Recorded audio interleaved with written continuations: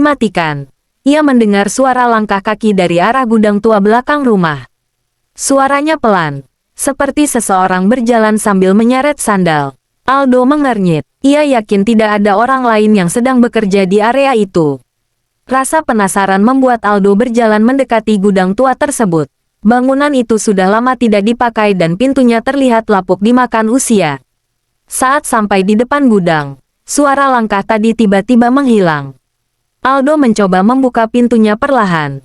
"Siapa tuh?" teriaknya. Tidak ada jawaban. Yang terdengar hanya suara angin yang berembus dari sela-sela papan kayu. Ia mengintip ke dalam dan hanya menemukan tumpukan peralatan rusak. Namun ketika hendak berbalik pergi, matanya menangkap sesuatu. Di salah satu sudut gudang terdapat foto lama seorang wanita yang sedang memakai tusuk konde yang sangat mirip dengan miliknya. Aldo merinding. Ia mengambil foto itu dan memperhatikannya lebih dekat. Kertas foto tersebut sudah menguning dan sebagian sudutnya robek. Di bagian belakang foto terdapat tulisan tangan yang hampir pudar. Dengan susah payah ia membaca tulisan itu.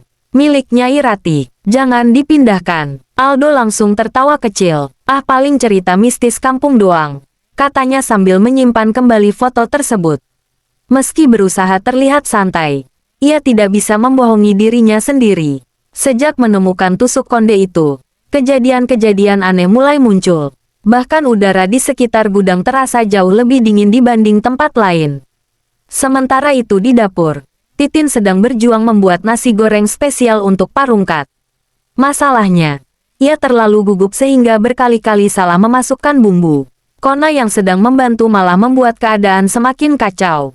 Tin, itu gula apa garam?" tanya Kona. "Garam, yakin?" Titin terdiam beberapa detik lalu melihat kemasan yang ada di tangannya. Ternyata gula. Kona langsung tertawa sampai hampir jatuh dari kursi. "Waduh, nasi goreng rasa kolak nih." Titin kesal dan melemparkan lap dapur ke arah Kona. Namun karena terlalu panik, lap itu justru mengenai wajah Wildan yang baru masuk. Di ruang tamu, Parungkat sedang duduk santai sambil menunggu makanan. Sesekali ia memuji dirinya sendiri di depan cermin. "Wah, karisma gua hari ini luar biasa," katanya bangga. Tiba-tiba iparnya yang baru datang langsung menyahut. "Betul bang, bahkan sendal abang kelihatan berwibawa." Parungkat tersenyum puas mendengar pujian tersebut. Ia tidak sadar bahwa semua orang sebenarnya sedang menahan tawa. Bahkan Wildan sampai harus keluar rumah sebentar karena takut tertawa di depan mukanya. Namun suasana santai itu berubah ketika Aldo masuk dengan wajah pucat dan langsung mencari Parungkat tanpa banyak bicara.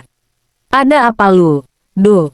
tanya Parungkat heran. Aldo lalu menceritakan soal tusuk konde, foto tua, dan suara langkah misterius yang ia dengar di belakang rumah. Awalnya semua orang menganggap Aldo hanya berhalusinasi karena terlalu lama bekerja di bawah terik matahari. Namun ekspresi wajah Aldo terlihat sangat serius. Parungkat akhirnya meminta beberapa orang untuk memeriksa gudang tua tersebut bersama-sama.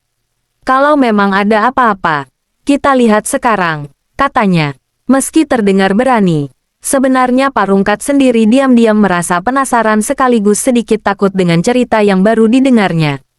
Menjelang sore, rombongan kecil itu berjalan menuju gudang tua. Kona membawa senter besar meskipun matahari belum terbenam.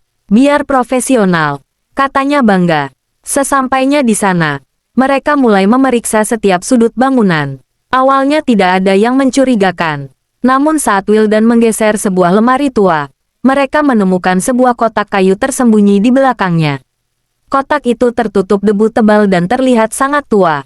"Nah kan, gua bilang juga ada sesuatu," kata Aldo. Parungkat perlahan membuka kotak tersebut. Semua orang langsung terdiam ketika melihat isi di dalamnya. Di dalam kotak terdapat beberapa foto lama, surat-surat kuno, dan sebuah buku catatan yang sudah hampir hancur. Halaman pertamanya berisi nama seorang wanita bernama Nyai Ratih. Nama yang sama dengan tulisan di belakang foto yang ditemukan Aldo. Parungkat mulai membaca beberapa bagian buku itu dengan suara keras. Isinya menceritakan seorang wanita yang pernah tinggal di daerah tersebut puluhan tahun lalu. Namun sebelum ia sempat membaca lebih jauh, tiba-tiba terdengar suara benda jatuh dari lantai atas gudang.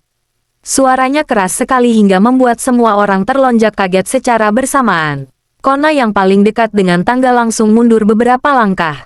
Bang, kalau ada hantu, gua duluan yang pulang ya, katanya panik. Tidak ada yang menanggapi karena semua fokus menatap ke arah lantai atas yang gelap. Parungkat mencoba memberanikan diri dan mengajak yang lain naik memeriksa sumber suara tersebut.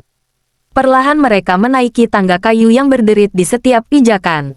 Jantung semua orang berdebar kencang. Saat sampai di atas, mereka menemukan sebuah pintu kecil yang setengah terbuka. Dari balik celah pintu itu terdengar suara lirih yang membuat suasana semakin mencekam. Dan saat pintu itu dibuka perlahan, mereka semua terkejut melihat apa yang ada di dalamnya.